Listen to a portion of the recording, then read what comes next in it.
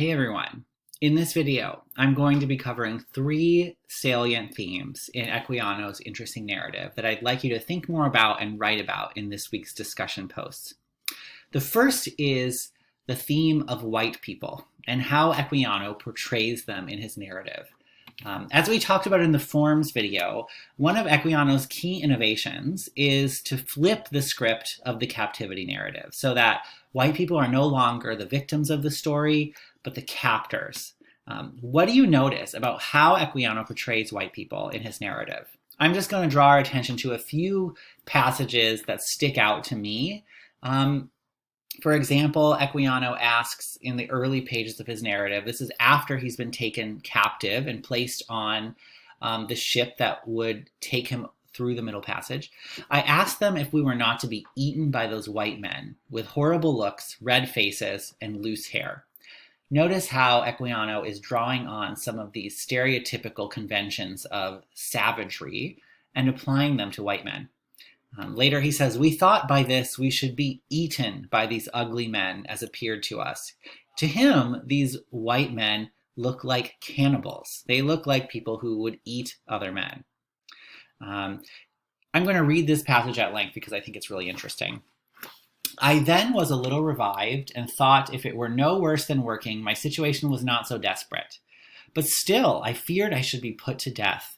The white people looked and acted, as I thought, in so savage a manner, for I had never seen among any people such instances of brutal cruelty.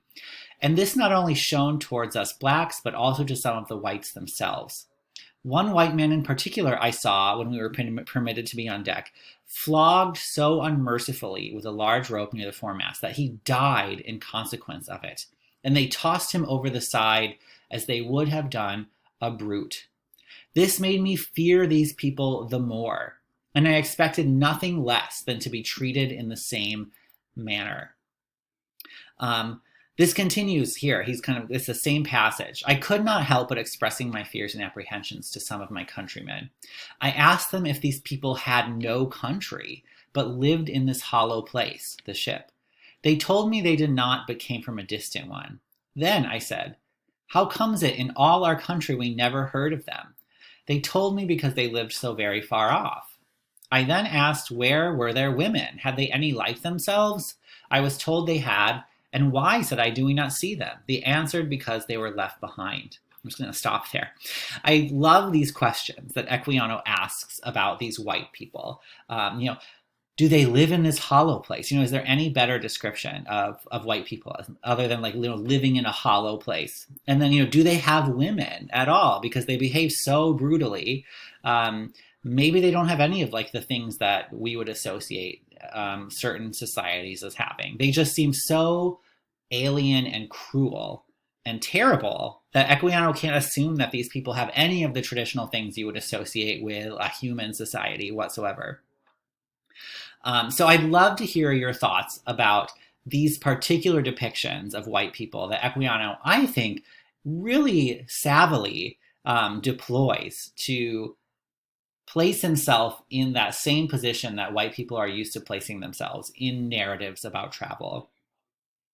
The second theme I want to talk about is Equiano's abolitionist appeal. We know that the abolitionist tract is key to the many genres that Equiano deploys.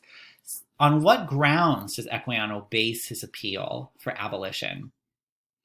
And you can find this passage on page 986, where Equiano begins by saying, "O ye nominal Christians, might not an African ask you, learned you this from your God, who says unto you, do unto all men as you would men should do unto you?"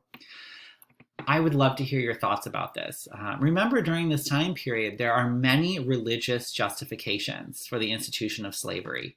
And then Equiano deploys this religious rationale back at them. I would love for you to comment on what kind of dynamics are at play in that return deployment of religious language back to people who support the institution of slavery.